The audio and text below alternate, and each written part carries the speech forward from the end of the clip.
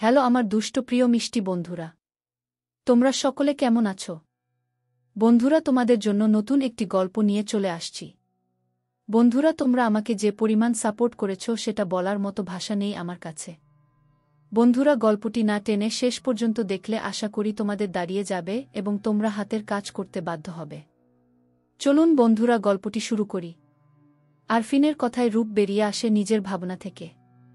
দুটো লুচি শেষ করে আরেকটা নেওয়ার জন্য হাত বাড়াতেই হুট করে থেমে গেল হাত। চোখ বড় করে চাইল। চট করেই উঠে দাঁড়াল রূপ। রূপকে এভাবে উঠতে দেখে সবাই অবাক হল। রূপ ছুটে গিয়ে দাঁড়াল সেই ব্যক্তির সামনে। বাকিরাও বেশ অবাক হল সামনে থাকা ব্যক্তিকে দেখে।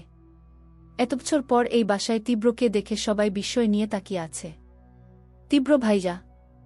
তীব্র নির্বিকার ভঙ্গিতে এগিয়ে এসে থামল। তীব্রর সাদা শার্টের বাম হাতের বাহুর কাছে মোটা ব্যান্ডেজ করা।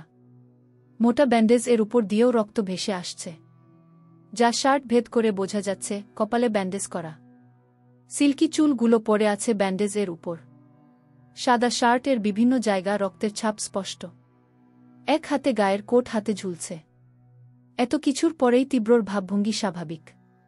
নাজমা চৌধুরী তীব্রকে দেখে চেঁচিয়ে উঠল, তীব্র, এসব কি? ঝনঝন আর কিছু ভাঙ্গার শব্দে আর কিছু বলতে পারল না নাজমা চৌধুরী। তীব্রর থেকে নজর সরিয়ে তাকালো রান্নাঘরের দিকে। সেখান থেকে ভেসে এলো জ্যোৎস্না খালার আর্তনাদ, আল্লাহ, আল্লাহ! এইডা কি করলেন বড়বউ? আল্লাহ গো, আল্লাহ! রক্ত! আপনার পা থেকে রক্ত পড়তাছে। কাচ ঢুইকা গেছে। আপনি মুখ চাইপা আছেন কেন? খালাম্মা, খালাম্মা গো! নাজমা চৌধুরী জ্যোৎস্নার এমন কথায় একবার তীব্র তো একবার রান্নাঘরের দিকে তাকাল। ততক্ষণে অবি ছুটে গিয়েছে রান্নাঘরে। ওহো সিট! অনেকখানি কেটে গেছে হৃদি। অবির চিন্তিত কথার উত্তরে ভেসে আসল হৃদির ব্যথায় কাতর হওয়া ক্ষীণ কণ্ঠস্বর, ভাইয়া পা ধরবেন না প্লিজ। হৃদির ক্ষীণ কণ্ঠস্বরে তীব্র নির্বিকার ভঙ্গিতে তাকাল রান্নাঘরের দরজায়। ঠিক একই ভঙ্গিতে ঘাড় ঘুরিয়ে গটগট পায়ে উল্টা হাঁটা ধরল। রূপ তীব্রকে চলে যেতে দেখে ডাকল, ভাইয়া, কি হয়েছে তোমার? তীব্র থামো।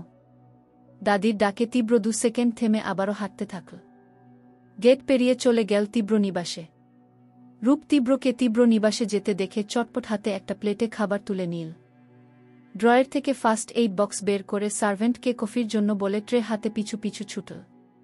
পায়ে ব্যান্ডেজ করতে করতেই কিছুটা রাগান্বিত স্বরে অভিক বলল, নিজের যত্ন নাও হৃদিতা। ভাইজা কোনো বাঘ ভাল্লুক না যে এসেই তোমাকে খেয়ে ফেলবে। কতখানি কেটেছে ধারণা আছে, এত কেয়ারলেস হয়ে মানুষের আজু কেন কমাচ্ছ? হৃদি ব্যথা আর ভয়ে ফুপিয়ে ফুপিয়ে কাঁদছে। অবির হৃদিতার কান্নারত মুখটা দেখে বেশ মায়া হল। আর কিছু না বলে বেরিয়ে গেল রুম থেকে। রাইফা, আরফিন হৃদিকে আর কিছু বলল না।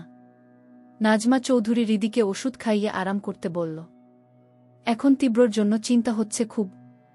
যদিও এমন আঘাত ওর কাছে কোনো ব্যাপার না, তবুও। সোফায় শরীর এলিয়ে দিতেই চটপট পায়ে রুমে ঢোকে রূপ। তোমার হাতে কি হয়েছে? তীব্র নির্বিকার ভঙ্গিতে বলল, গুলি লেগেছে। রূপের চোখে পানি টলমল করে উঠল। এগিয়ে আসতেই তীব্র বলল, চলে যা। রূপ অসহায় চোখে তীব্রর দিকে তাকিয়ে বলল, আমি ডক্টরকে কল করেছি, উনি এখুনি চলে আসবে। তোমার হাত? তীব্র স্বাভাবিকভাবে আবার বলল, রূপালি, আমি যেতে বলেছি। যা। সবসময় তোমার ইচ্ছে মতোই কেন চলতে হবে তীব্র? নাজমা চৌধুরীর কথায় পেছনে ফিরে তাকা রূপ। তীব্র তখনও নির্বিকার ভঙ্গিতে শরীর হেলিয়ে আছে। ঠান্ডা আর স্বাভাবিক কণ্ঠে বলল, লাবিব আসবে। ওকে আমার রুমের আলমারিতে নীল ফাইলটা দিবে। তুমি ছাড়া আর কেউ রুমে প্রবেশ করতে পারবে না, তাই তোমাকে বলছি। নাজমা চৌধুরী কিছু বলার আগেই সেখানে উপস্থিত হয় লাবিব সাথে একজন ডক্টর। তীব্রকে দেখে ডক্টর শুকনো ঢোক গিলে মনে মনে ভাবল, তীব্রকে চিকিৎসা? ওনার চিকিৎসার কি দরকার? তীব্র সবার প্রতি তোয়াক্কাহীন প্রবেশ করল ওয়াশরুমে। যেতে যেতে বলল, 2 মিনিট, জাস্ট 2 মিনিটে এ রুম ক্লিয়ার চাই। 2 মিনিট মিনস 2 মিনিটস। ডক্টর তীব্রর ঠান্ডা কথায় এক মুহূর্ত অপেক্ষা না করে ব্যস্ত পায়ে হেঁটে বেরিয়ে গেল রুম থেকে। লাবিব গেল ডক্টরের পিছু পিছু। রূপ দীর্ঘশ্বাস ফেলে হতাশ চোখে চাইল দাদির দিকে। নাজমা চৌধুরী রূপের দিকে তাকিয়ে বলল, রূপ দিদিভাই যাও, তুমি বাসায় যাও, আমার তীব্রর সাথে কথা আছে। রূপ ভয়ার্ত কণ্ঠে বলল, কিন্তু দাদিমা, তীব্র তো। নাজমা চৌধুরী রূপের কথা শেষ না হতেই বলল, তীব্র আমাকে আঘাত করবে না রূপ, যাও। রূপ অসহায় চোখে দাদির দিকে তাকিয়ে বের হয়ে এলো রুম থেকে। তীব্র তীব্র নামক মানুষটা কখনো তাকে তার আশেপাশে ঠাঁই দেয় না। দাদি ছাড়া কাউকে তার রুমে এলাও করে না। মানুষটা নির্দয়, আর এই নির্দয় হৃদয়হীন মানুষটাকে সে ভীষণ ভালোবাসে। তুমি কি মনে করে আজ বাসায় গেছিলে? দাদির কথায় তীব্র ভাবলেশহীন কণ্ঠে বলল, নীল ফাইলটা দরকার ছিল। তাহলে চলে আসলে যে? ইচ্ছা। নাজমা চৌধুরী দীর্ঘশ্বাস ফেল। এই ছেলে চাইটা কি, কবে তাকে শাস্তি দিবে? গুলি কিভাবে লাগল? গুলি মেরেছে তাই লেগেছে। এসব ছেড়ে দাও না কেন তীব্র? Because I like it. খাবার খেয়ে নাও। মুড নাই। জানো আজ কি কি রান্না হয়েছে? পরোটা, মাংস কষা, ক্ষীর। জানি। কিভাবে? ঘ্রাণ। তবে খেয়ে বলো কেমন হয়েছে। মুড হলে খাব। বলেই ল্যাপটপ নিয়ে সোফায় বসল। নাজমা চৌধুরী দীর্ঘশ্বাস ফেলে চলে আসলেন। তীব্র নিজের ছাড়া কারো কথা ভাববে না, শুনবে না, সেটা তার জানা। খাবারটা হয়তো সেভাবেই পড়ে থাকবে। যাকে সহ্য করতে পারে না তার হাতের রান্না খাবে। হাহ, বিলাসিতা। রাত বাজে তখন 2:30টার কাছাকাছি। হৃদি পানি খাওয়ার জন্য গ্লাসটা খালি দেখে নামতে চেয়ে পায়ের ব্যথায় কুকিয়ে উঠল। একটু থেমে ধীরে ধীরে উঠে দরজা খুলে বাইরে এলো। খুঁড়িয়ে খুঁড়িয়ে হেঁটে কিছু দূর যেতেই ভেসে এলো পুরুষালী চেনা কণ্ঠস্বর। এই কণ্ঠ ভালো করেই চিনে হৃদি। ভয়ঙ্কর মানুষটার আওয়াজ শুনে জমে গেল হৃদি। ভয়ে কেঁপে উঠল পুরো শরীর। কাপা কাপা হাতের গ্লাসটা পড়ল ঠিক আঘাত পাওয়া জায়গায়। ব্যথায় টনটন করে উঠল কাটা জায়গা। এক হাতে মুখ চেপে কান্না আটকে ফুপিয়ে উঠল। ওয়েট! ভয়ঙ্কর লোকটার পায়ের ধূপধাপ শব্দ কানে আসতেই তটস্থ হয়ে দাঁড়াল হৃদি। তীব্র এগিয়ে এসে ঠিক হৃদির পিছনে কয়েক ইঞ্চি দূরত্বে থামল। তীক্ষ্ণ দৃষ্টিতে তাকিয়ে দেখল কম্পিত শরীর।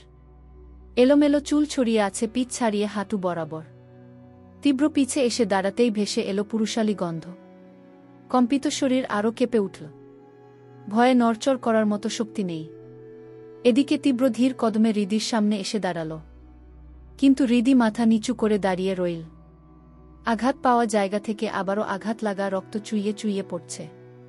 তীব্র হৃদিকে আপাদমস্তক দেখে গম্ভীর কণ্ঠে বলল, আপনার রান্না আমার পছন্দ হয়েছে, কিন্তু আজকের পর আপনার রান্নাঘরে প্রবেশ নিষিদ্ধ। আমি এক কথা দুবার বলতে পছন্দ করি না, যদি দুবার বলতে হয় তো। আগে আরও কিছু বলার আগেই ঠিক প্রথম দিনের মতোই জ্ঞান হারিয়ে পড়ল তীব্রর বুক বরাবর। তীব্র রাগে হাত মুষ্টিবদ্ধ করে চুলের গোছা চেপে ধরে হৃদির মুখ বরাবর তাকালো তীব্র। রাগে হিসিয়ে বলল, আমার কথা শেষ হওয়ার আগেই কেন আপনাকে জ্ঞান হারাতে হবে? তীব্র চৌধুরী অধেক কথায় থেমে যাওয়া পছন্দ করে না। জ্ঞানহীন অবস্থায় যা বলব সেটা যদি সজ্ঞান অবস্থায় করেন তবে ভুগতে হবে। পরে দোষ দিতে পারবেন না। তীব্র চৌধুরী এক কথা দুবার রিপিট করে না। কথাটুকু শেষ করে চুলের মুঠি আরও শক্ত করে ধরে আরও একটু কাছাকাছি এসে বলল, খবরদার, আজকের পর আমার থেকে দূরত্ব বজায় রেখে চলবেন। এরপর আমার আশেপাশে ও যদি আপনার অস্তিত্বের ছিটেফোঁটাও পায় তবে সেদিনই হবে শেষ দিন। একটু থেমে তীব্র আবারও বলল, আপনার উডাউডির শেষ দিন। তীব্র চৌধুরীর শিকলে বাধা যেহেতু পড়েছেন, মৃত্যুর পরও রেহাই নেই। এদিকে জ্ঞানহীন হৃদিতা এসবের কিছুই জানো। শুনল না তীব্রর ঠান্ডা হুমকি। যে শুনলই না সে তীব্রর হুমকি, সে কিভাবে নিজেকে বাঁচাবে? আর তীব্র সে তো এক কথা দুবার বলতে পছন্দ করে না।